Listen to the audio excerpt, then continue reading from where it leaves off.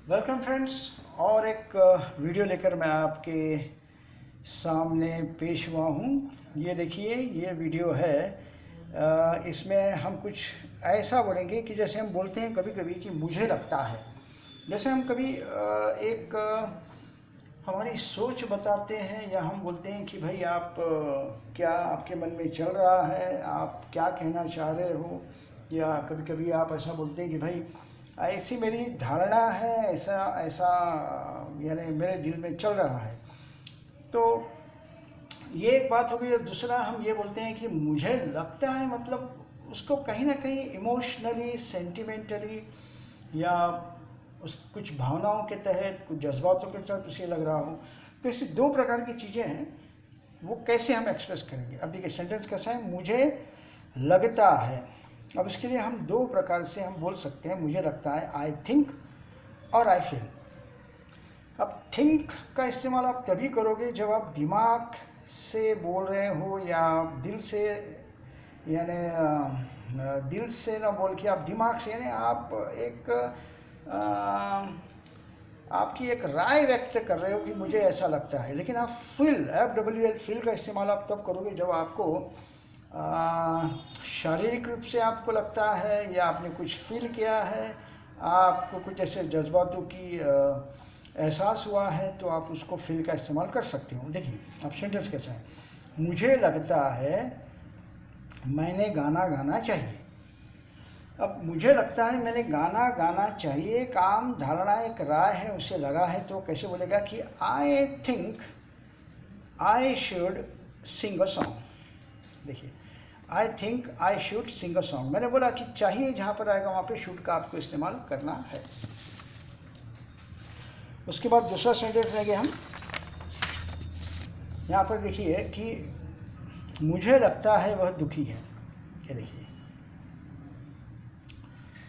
मुझे लगता है वह दुखी है। अब लगता है यहाँ पर दुखी है, मतलब उसने जज्बातों से पहचाना है, उसके जज्बात उसको महसूस हुए हैं। तो वो कैसा बोलेगा, उसकी भावनाएं उसको महसूस हुई, तो बोलेगा आई फील, ही और शी जिसके भी बारे में आप बोलेंगे, तो I feel he is unhappy या सैड। यहाँ पे फील का इस्तेमाल होगा। उसके बाद आगे बढ़ेंगे। ये देखिए कि ये मुझे लगता है कल छुट्टी होगी। यहाँ पे व्यक्ति बोल रहा है कि मुझे लगता है कल छुट्टी होगी। ये एक राय है, एक विचार है। तो आई थिंक देयर, ये देखिए, I think there will be a holiday, holiday tomorrow. अब यहाँ पर हमको देखना है कि छुट्टी होगी, होगी के लिए हमको क्या इस्तेमाल करना है, विल बी। होगी यानी कल की बात हो रही है, तो विल बी। तो I think there will be a holiday, कब, टुमारो। नेक्स्ट सेंटेंस हम देखेंगे। ये है, देखिए, इसी को हम दूसरे तरीके से कैसे बोलेंगे। तो बोलने के लिए हमको ऐसा करना पड़ेगा कि I think there is a holiday tomorrow. I think there is a holiday tomorrow. हमने पहले विल बी का इस्तेमाल किया, अब हम इज का इस्तेमाल कर रहे हैं, लेकिन दोनों का मतलब सेम ही हो रहा है। और एक तरीके से बोल सकते हैं कि I think it is a holiday tomorrow. I think it is a holiday tomorrow, आप ऐसा भी बोल सकते हो।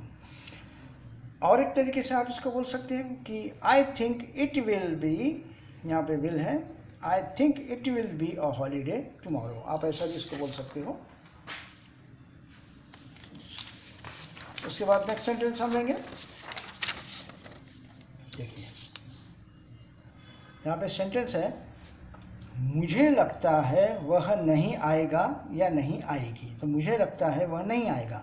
अब लगता है, इसका मतलब कहीं ना कहीं इमोशनली एक अटैच है, अटैचमेंट है, उसका तजुर्बा कह रहा है। तो यहाँ पर वो दिल से फील कर रहा है, तो इसके लिए यहाँ पर उसको फील का इस्तेमाल करना होगा कि आई फील दैट।